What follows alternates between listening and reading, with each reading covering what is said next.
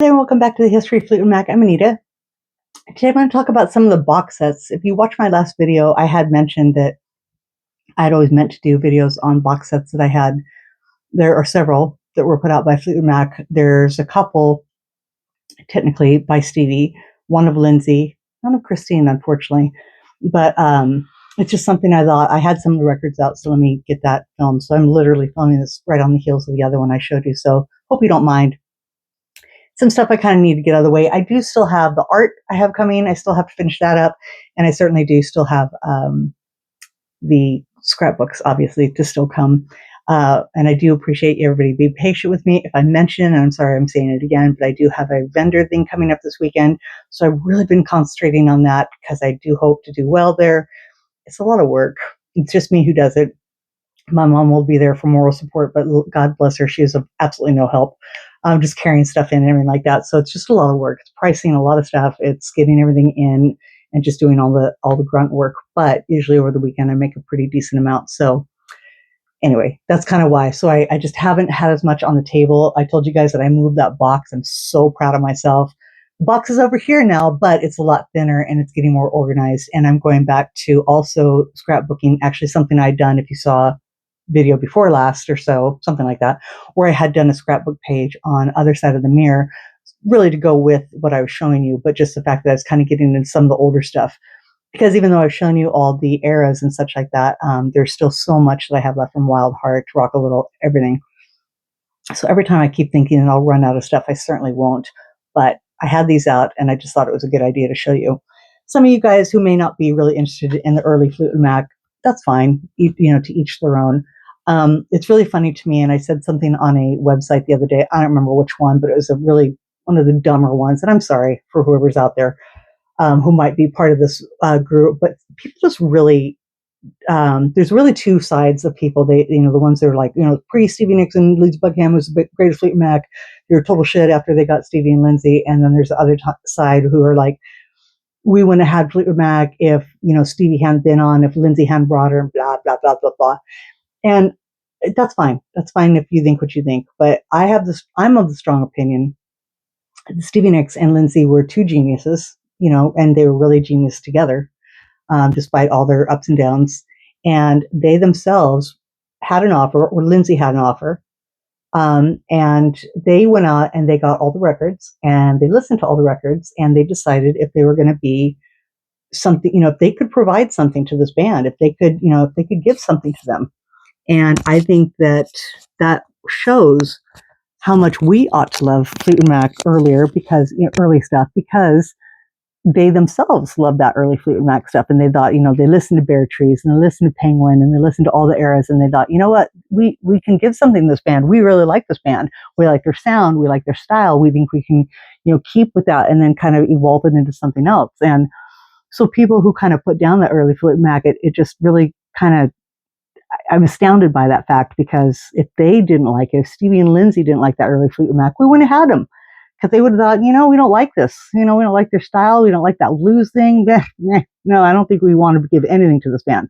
I don't think there's anything we can bring. But no, it was serendipity, absolutely, because Fleetwood Mac early had a good sound. They had a good thing going, but then they went through their own members and they kind of had a hard time. Peter Green and Danny Kerwin are freaking music gods as far as I'm concerned. And I really am not that schooled on that early stuff, to be honest with you. I mean, I have it, I know I've read it and stuff like that, but I certainly haven't dug as far into the early Fleetwood Mac as I have, the Stevie and Lindsey era. But they were something else. I mean, that early sound, these early albums are beautiful, but they're entirely different than the Fleetwood Mac that we know, and that's a good thing. I like the early blues sound. It's like two different bands. It really is, even though they share the same moniker. So my whole point of going over this is just, even people who may not really like them or something like that, take a listen if you haven't, really take a listen. And, we'll start off with Bare Trees. I believe their first one, if I'm not mistaken, 72, is that? Nope, 71, sorry. Pretty sure I'm right. We have these backwards. I took them out of the box backwards. That's not right. I know it's not right. So this is box number 1, 69 to 72. Hello, I'm way out of touch. Is Then Play On is first. Bare Truths, the last one, you dumbass Anita. So here's the box, and again, 69 to 72. Really nice nicely done. And that just goes to show you again, I'm not that schooled. If I'll put it on the spot, I probably couldn't have told you that until I looked and remembered on the box. It's something that might have come to me later where I was like, oh, duh, no, what's the first one and so on. But still, I probably like Bare Trees the most out of all the albums. Probably second would probably be, I don't know. Then Play On has some good stuff. Future Games has some good stuff. Killing House, I like the artwork. I like, yeah. But I think it was, it was Future Games onward that they had Christine. And so, really Then Play On in the Kiln House was again the genius of Peter Green and Kirwan. So Kirwan, I'm not entirely sure. So anyway, here's the box, and then let's go in the right order. These were really beautifully put together, remastered. This came out in, this box set came out in, does not tell me. Oh, wait, there it is, 2013.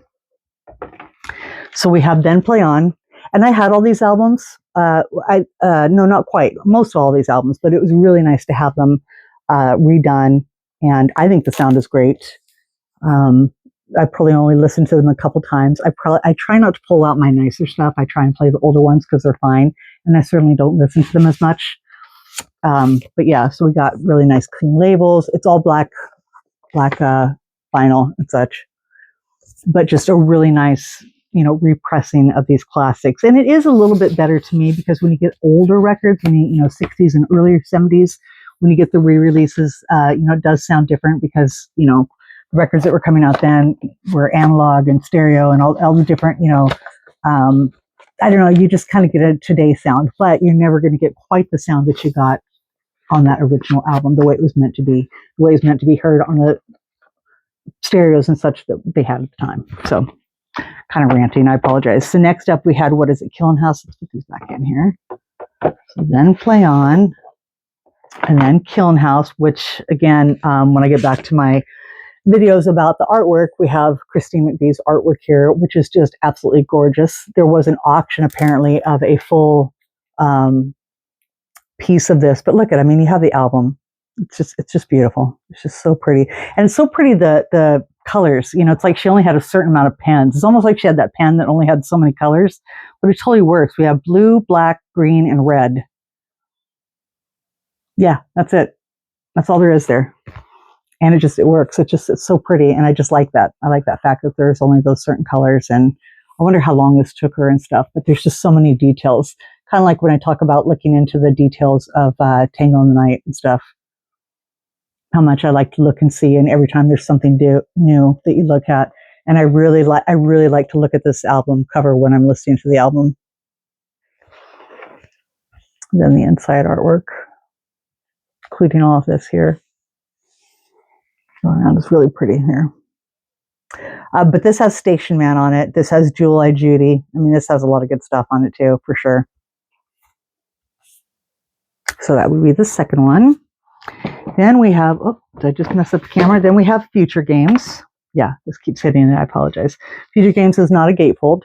Now, if you do know, and I see, I don't even know this much. I know that this is in a green cover and a yellow cover, and I think there's even kind of like a peachy color. I think, I don't know what the difference is, but they are different. I don't know. But there are two covers, and I want to say that the green one is the lesser, the rarer of the two, but I'm really not sure. Again, we have Christine McVie joining this one, and Sands of Time is a great song. Future Games is a good song. I love Bob Welch, as you know, so I really like the addition of him. I like the addition of Chris and him because I think, again, personally, I think if Stevie and Lindsay, what they got out of it, I bet you Lindsay especially loved the first two albums. But what I think Stevie might have gotten out of it a little bit more is starting to hear the harmony of Christine and Bob. That's just me. I think that she heard that because she loves that. She loves to play on that.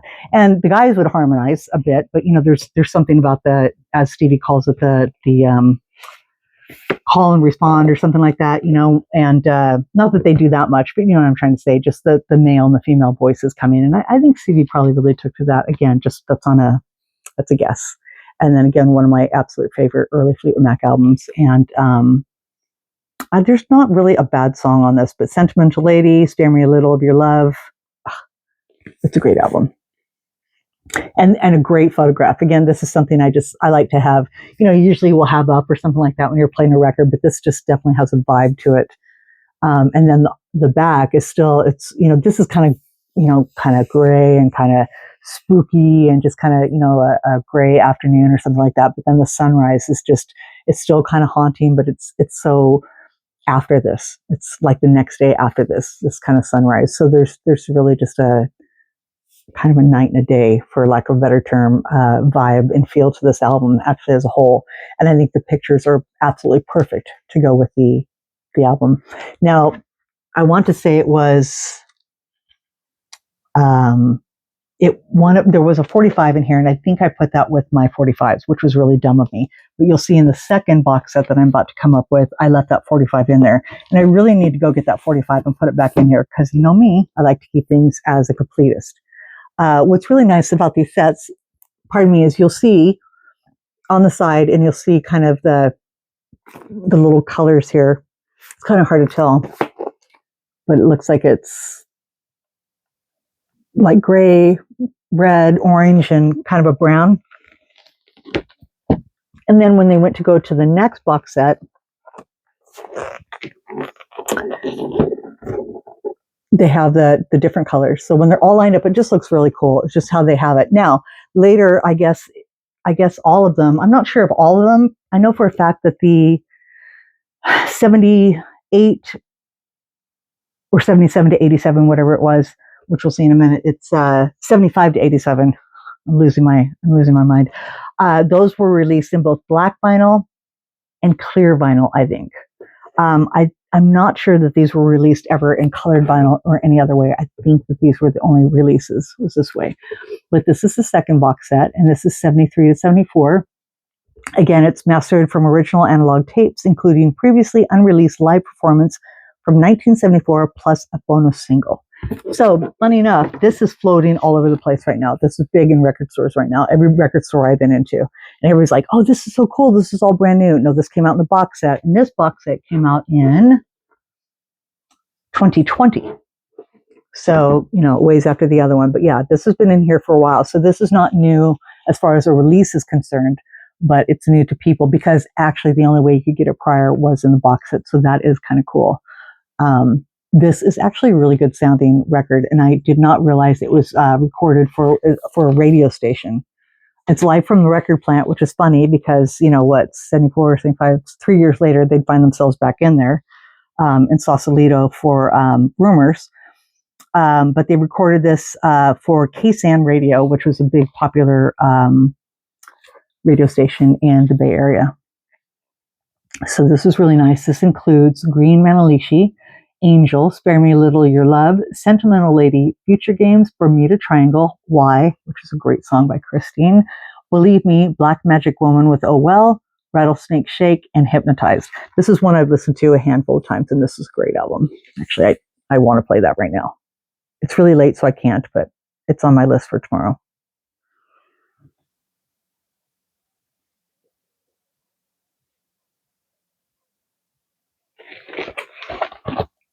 Songs here. Unfortunately, there's no inserts or anything like that with any of the records. All of them just have a plain sleeve, unfortunately. And I'm out of order again. This is the last one, but it's just on top. So if we were going in the right order, because I'm a dumbass, we would start with Penguin. I don't know what these little marks are here. So Penguin was in, let's see here, is that right? Yeah. Penguin would be next, and Penguin is a gatefold. Now, it's funny, I remember seeing this when I was first getting into Fleetwood Mac, and I loved this cover.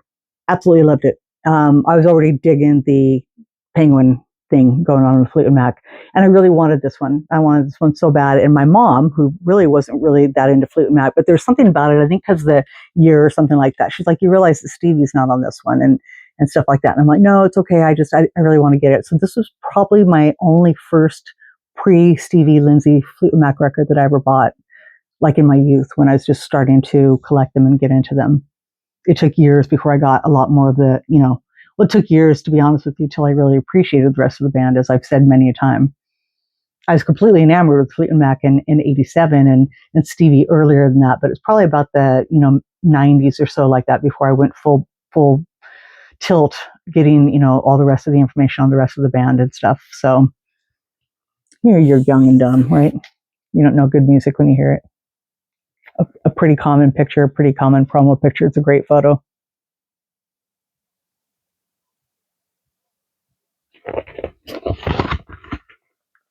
And all the songs on here. So next after that would be Mystery to Me. The weirdest album. Well, I don't know. Weirdest? I don't know.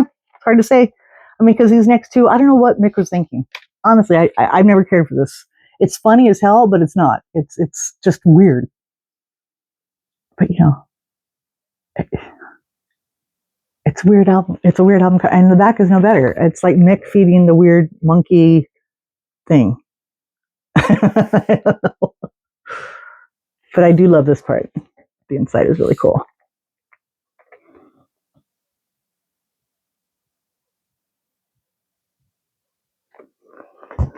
Another great album with Emerald Eyes, Hypnotized.